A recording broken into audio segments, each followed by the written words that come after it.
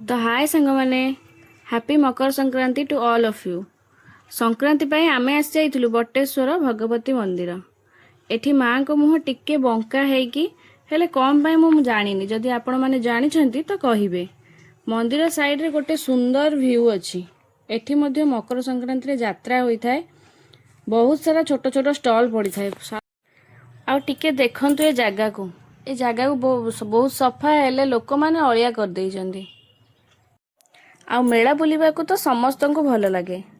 आउ मेला रे तो छोट बड़ सबु जिनस पड़ी। तो ये छोट छोट स्टॉल छोट छोट जिनस देखा बहुत भल लगे। छोट बेलू ही स्मृति थाए कि यात्रा जीवु यात्रा रे बुली बुली बुली बुली किछि किणिबार भी न थाए।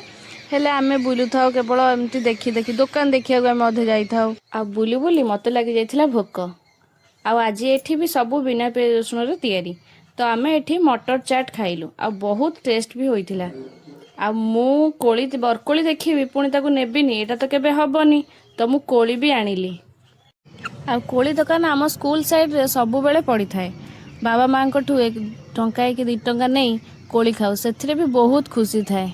आ एबे से टाइम काई आ गुपचुप ठेला को देखिले काहार बा इच्छा न हबो। तो पुणी गुपचुप भी खाइली लास्ट को। गुपचुप किंतु मोर खिया सरीनी मु किंतु कहि सारलेनी लास्ट को गुपचुप आनली बोली। कौन करिया आमर तो एबे वॉइस प्रॉब्लम होउची फास्ट फास्ट करूची तो वॉइस प्रॉब्लम तो हबो ही ना। तो आपण माने टिके एडजस्ट कर देबे। आचार लास्ट को आनिलु आ आमे घर को आसिलु। Thanks for watching.